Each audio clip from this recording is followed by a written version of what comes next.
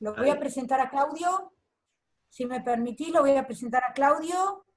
Claudio Cuellar es abogado y profesor de castellano, literatura y latín, docente universitario de Derecho Romano, Teoría General del Derecho, Teorías de la Interpretación Jurídica y Constitucional en la UBA y de Interpretación del Derecho en la UAI. Claudio Cuellar es miembro del grupo de trabajo sobre derecho griego arcaico y clásico y sus proyecciones, que es un grupo creado en el año 2013 en nuestro Instituto de Investigaciones de Historia del Derecho. Claudio, bienvenido al instituto, es un placer tenerte con nosotros, te pasamos el piso.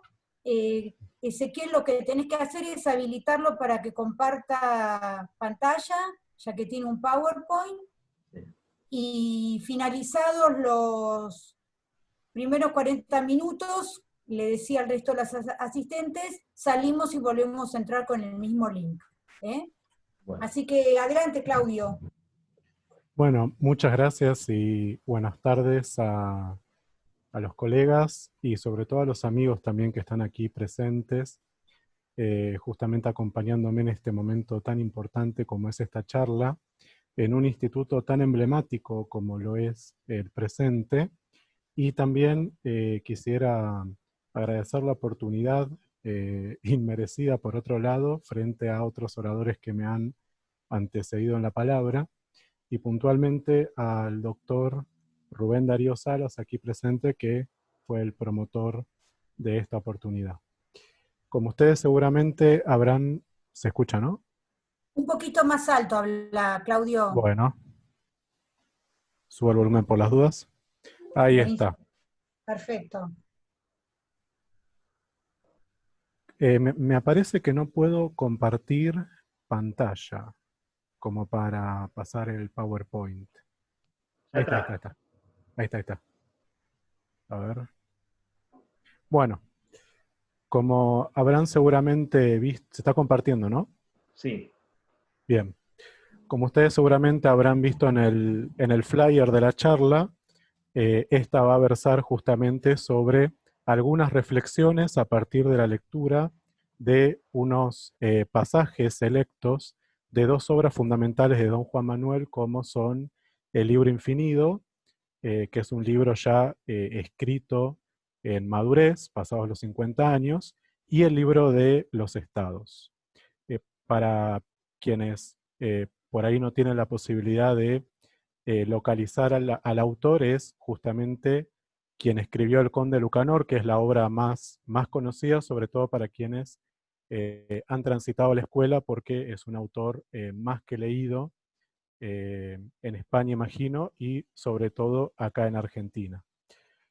Entonces, como primer punto, desde lo que hace el enfoque metodológico, decidí presentarlo a partir de un concepto que nos involucra a muchos de los abogados, como es la interpretación jurídica propiamente dicha.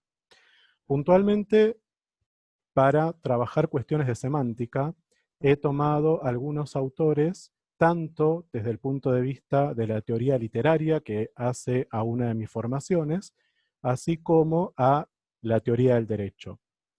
Desde el punto de vista de la teoría literaria, quienes han atravesado alguna vez por la carrera de letras seguramente recordarán un famoso artículo de Roland Barthes que se llama De la obra al texto, publicado en El susurro del lenguaje. En esa obra, este autor planteaba una dicotomía bastante interesante para comprender este fenómeno tan complejo como es la interpretación. Y él proponía una separación entre la obra, entendida desde el punto de vista material, estético, como un objeto que uno habitualmente colecciona en las bibliotecas, y el texto, que ya eso implicaba hacer una consideración un poco más profunda. De hecho, señalaba el mismo Roland Barthes que el texto posee un alcance inasequible en tanto que opera en un nivel de pluralidad de significados, ¿sí? De abordajes o de hebras de análisis que se desprenden de su propia constitución textual. Esto lo estoy parafraseando. Claramente, Roland Barthes apela al sentido etimológico de la palabra texto en tanto tejido, o mejor, utilizando una frase de Jacques Derrida, un entrelazado de otras producciones textuales o discursivas, orales o escritas, que intervienen en el proceso de composición y en el proceso también de lectura, que es justamente los que tiene que ir develando el lector o el intérprete o incluso el traductor, como después veremos. Por lo tanto, la tarea de todo intérprete o de todo lector consiste justamente en deshacer la tela para poder desandar todos los significados posibles. Desde el punto de vista de lo que hace, ¿se escucha un...? Por favor, los que tienen prendido el micrófono, le pedimos que por favor los apaguen. Gracias. Desde lo que hace justamente a la teoría jurídica, no ha sido completamente lejana a lo que se han planteado tanto desde el punto de vista semiótico o incluso lingüístico. Un autor como el que está ahí citado, Giovanni Tarello, en una obra muy conocida que es La interpretación de la ley, justamente plantea, como ustedes podrán ver en el texto, una situación similar a la planteada por Roland Barthes, justamente porque si hay una constante en todos los autores que se han dedicado a la interpretación, es la de comprenderla como la atribución del significado a una cosa. Sí, acá un poco tomando la idea de Andrei Marmor en un libro sobre justamente interpretación y teoría del derecho. Y puntualmente, por más que Giovanni Tarello se aboca a la interpretación desde el punto de vista normativo o jurídico, no obstante retoma un concepto muy interesante que refleja también una de las labores más utilizadas durante la Edad Media, luego de la recepción de la fuente justinianea, que hace al concepto de intérprete como traductor o como intermediario, que es una de las acepciones más clásicas que ha tenido la palabra. Si uno la consulta, por ejemplo, en el diccionario de Arnoux y Meillet, el diccionario etimológico de latín-francés, que los que nos dedicamos a latín lo solemos consultar de manera obligada, y justamente en las distintas acepciones para este término, él suele referir a intermediario, traductor, a comentarista, y desde un punto de vista más antiguo, y esto atestiguado en Plauto, destaca que uno de los formantes de interpretación, que es Pret, posiblemente haya estado asociado con un intermediario en el precio, ¿sí? Sobre todo en un proceso de comercialización, un proceso mercantil, que consistiría en, como él mismo dice, acheter ou vendre, es decir, comprar o vender. De ahí que esté la idea de intermediario, que además nosotros la podemos ver reflejada perfectamente en este texto, donde el significado que se le da a un término que originariamente fue compuesto en una época, no siempre respeta su origen, justamente. Esto nos lleva a plantear de qué manera un autor tan importante para la literatura española medieval como lo fue Don Juan Manuel piensa la recepción o la penetración, conceptos que después me voy a detener en su explicación, de la cultura jurídica, podríamos llamar entre muchas comillas romana o bizantina, en la península ibérica. Entonces, este es un autor que claramente pertenece a un linaje estrictamente real, como nosotros vemos. Si vemos la sucesión castellana, es uno de los, digamos el sobrino de Alfonso X el Sabio, que para ese momento ya había caído en desgracia, e hijo del infante Manuel. Sí, habitualmente se lo llama don Juan Manuel Infante cuando en realidad el infante, el príncipe, es su padre, el infante don Manuel. Y esto nosotros lo vamos a ver en toda su literatura, tanto en El Conde Lucanor como en otras de sus producciones escritas, en donde la tensión entre política y literatura, o venganza literaria, como algunos la han llamado, se va a ver especialmente reflejada. No es el tema de esta charla ahondar en la enemistad que don Juan Manuel tuvo con Alfonso XI, más allá de algunas referencias que voy a hacer más adelante cuando me refiera puntualmente al Libro de los Estados. Las ediciones en uso, que después se van a citar más abajo, son, bueno, la edición de Castalia, hecha por Macpherson y Tate, que es la edición que uno puede conseguir desde el Cono Sur, y la otra es el Libro Infinito, la edición de Cátedra. Son las que utilizamos puntualmente para este trabajo. El tema, como lo hemos planteado, es justamente la justicia, y para eso necesariamente uno debe remitirse a cómo fue planteada en las fuentes jurídicas que nosotros heredamos a partir del Corpus Iuris, su redescubrimiento y eventualmente sus múltiples comentarios. Como nosotros podemos observar en este fragmento que ha sido tan discutido por la literatura romanista, en los digestas se plantea ya de antemano que todo operador jurídico, todo estudioso del derecho, debe conocer el origen etimológico de esta palabra. ¿Sí? Por razones de pragmatismo, utilizamos el vocablo latino ius como sinónimo de derecho sin entrar en cuestiones ni etimológicas ni filológicas.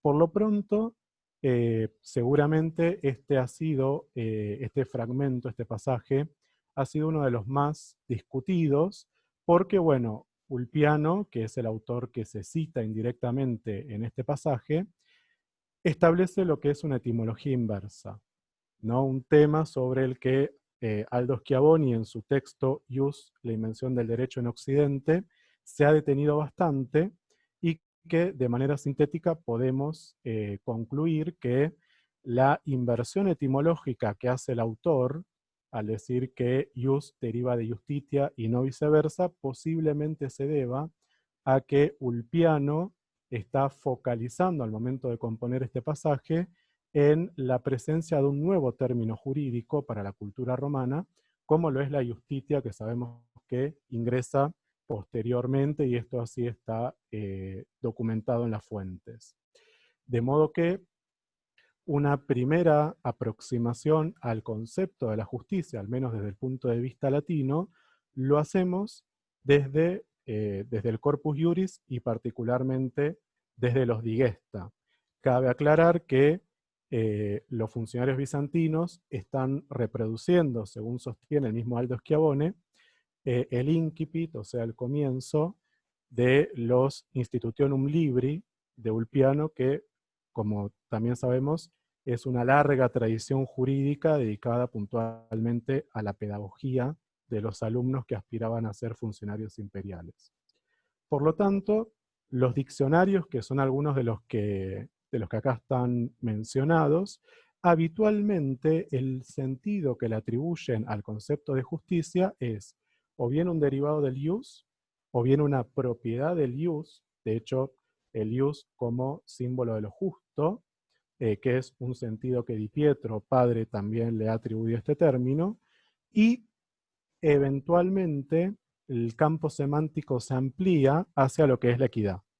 Sí, un concepto también bastante remanido como para sintetizarlo en un tiempo de Zoom. Por lo pronto, este es el enfoque prioritario, al menos, que uno puede abarcar en lo que hace a la literatura romanística o a los tratados de derecho romano, al menos los que se han consultado. Cabe aclarar que todas las traducciones de los pasajes seleccionados fueron traducidas por mí, y eventualmente, bueno, ante cualquier duda lo conversaremos en la etapa de debate.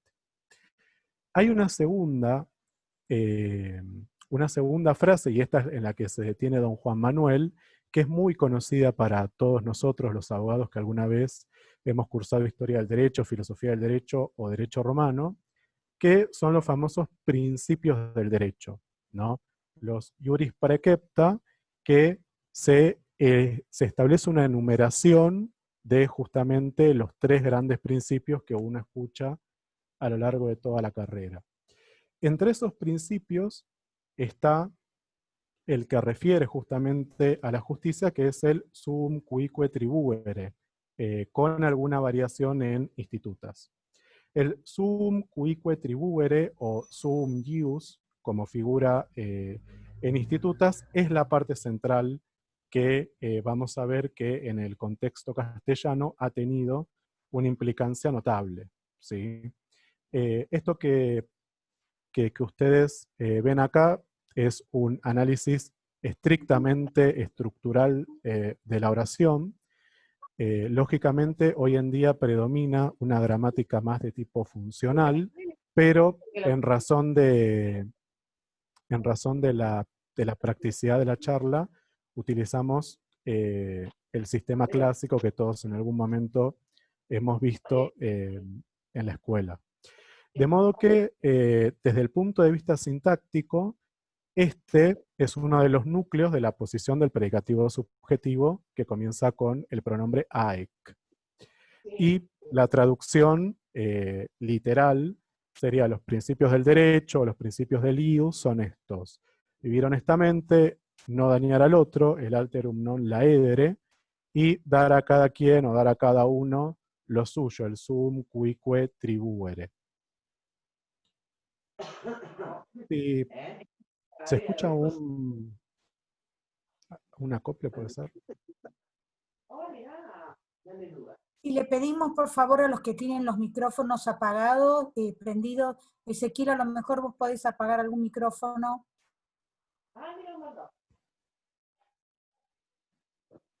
Otro bando.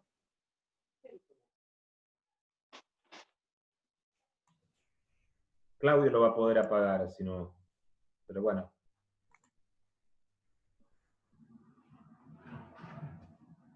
Fíjate, Claudio, los micrófonos que vos ves que están prendidos y apagalos, por favor. Sí, perdón, dejo de compartir momentáneamente para apagarlo. Estamos... Ahí está. Uy, justo Ezequiel dijo algo y estaba apagado. No, está listo ya. Bueno, disculpen esto, pero como es un tema un tanto complejo, porque involucra latín y un montón de cuestiones, por eso es que a cada rato freno por ese motivo. Bien, entonces, si comparamos una traducción literal que podríamos hacer del pasaje con un fragmento tomado del libro Infinito, que ahora lo vamos a trabajar puntualmente, vamos a notar que el sentido que le da don Juan Manuel es relativamente cercano, al menos en lo que haría una traducción estrictamente literal. En primer lugar, se respeta el verbo, si el verbo copulativo, el es, o el sunt, sería el plural, es como singular, el infinitivo dare, o dar como tribuere, a cada uno, cuique, y lo que merece o lo que le corresponde, que está implicado en el sum, en el pronombre posesivo sum. Sin embargo, para continuar con esto que podríamos entenderlo de manera metafórica, figurada, como una glosa explicativa, amplía aún más el significado al decir que es dar a cada uno lo que merece, faciendo bien por bien, et mal por mal. Et aún todos los que han poder de facer, justicia, deben agradecer a Dios que les dé lugar para galardonar que para acaloñar. ¿Sí? Es decir que, a diferencia de lo que nosotros vemos en la fuente, don Juan Manuel, en este tratado, que es el libro Infinito, en el cual nos vamos a referir a continuación, amplía aún más justamente el campo semántico, porque claramente está pensándolo en un contexto discursivo o enunciativo claro, que es el regimiento de príncipes, ¿sí? Un tema que ahora en un rato vamos a abordar. De modo que el parecido entre ambos textos, entre ambas fuentes, es bastante prometedor. Sobre todo porque uno de los rasgos literarios que han sido característicos de don Juan Manuel, y esto ha sido destacado por María Rosalida o incluso Leonardo Funes, que es un gran hispanista argentino, ha sido el borramiento de las fuentes. ¿Sí? Don Juan Manuel es uno de los autores dentro de la literatura medieval española cuya vida conocemos, incluso con una adaptación prácticamente exacta de cada uno de los sucesos que le tocó vivir en su vida política y también literaria, y además es un autor que tiene plena conciencia de autoría, y eso se ve reflejado en sus obras, y puntualmente esta conciencia de autoría, que en la Edad Media es algo completamente estrafalario, ¿no? Teniendo en cuenta que la mayoría de las obras, o muchas de ellas, se conoce por vía del anonimato, hace un borramiento de fuentes. Y ese borramiento de fuentes obedece justamente a la intención que ese autor le imprime a las obras. Y eso nosotros lo podemos notar claramente en el libro Infinido. Una pequeña presentación, y bueno, juro que en unos momentos termino. El libro Infinido recibe su nombre justamente porque es un libro sin fin o sin acabamiento. El autor en el prólogo dice, porque este libro es de cosas que yo probé, puse en él las de que él me acordé, o sea, traslada toda su experiencia política en el texto.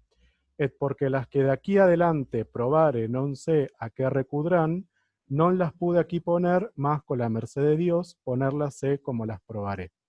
Es porque esto non sé cuánto se acabará, puse nombre a este libro, el libro enfenido, como figura, que quiere decir libro sin acabamiento.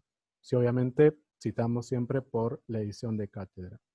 Este texto, el libro Infinido, es una obra que, como dije al comienzo de esta presentación, don Juan Manuel la compone pasados los 50 años y forma parte de lo que Lacarra ha llamado los tratados familiares. Y entre ellos se pueden destacar, además del libro Infinido, el libro de las tres razones y el Tratado de la Asunción de la Virgen María.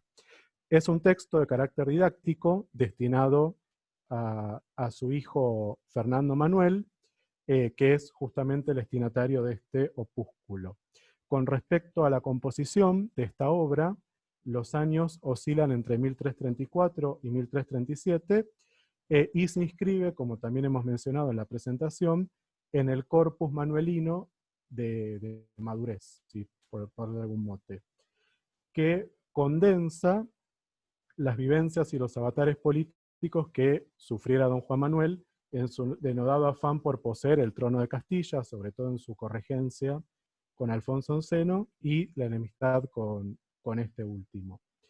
Desde el punto de vista del género literario, subgénero literario, que es un término que lo tenemos que utilizar anacrónicamente porque para esa época no existe, estamos frente a lo que se conoce como regimiento de príncipes. Son obras escritas para la educación de los gobernantes y que en España, en Castilla, tienen un impacto crucial a partir del año 1260, cuando se comienza a traducir la política de Aristóteles y comienza a leerse tal vez el bestseller del texto de estos géneros, como es el de Regimine Principum, o sobre el régimen de los príncipes, de Egidio Romano. Y justamente en esta forma elocutiva, dialógica, entre un magíster o una persona que posee un conocimiento sobre todo experiencial o empírico, y un destinatario, en este caso el hijo, en cierta manera remeda otra de las obras conocidas del periodo, que son los castigos del rey Sancho IV, ¿sí? Otra obra también conocida, cuyo destinatario es el hijo de 6 años, Fernando IV. En este texto, que es el libro Infinido, justamente resume en cierta manera un término, un participio latino que es infinitus, justamente haciendo alusión a la posibilidad de contemplar una plétora posible de significados en cuanto a la interpretación.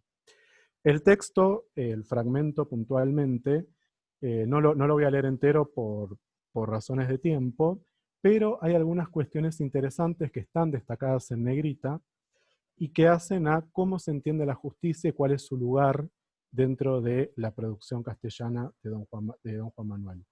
Esto lo Claudio, podemos ver. discúlpame, Claudio, te Sí. quedan 4 minutos por ahora. Bueno, trato de cerrar esto y después cuando hablemos concluyo. ¿Puede ser? Claro, tratá de cerrar en una diapositiva y Sí. retomamos después en el otro Zoom.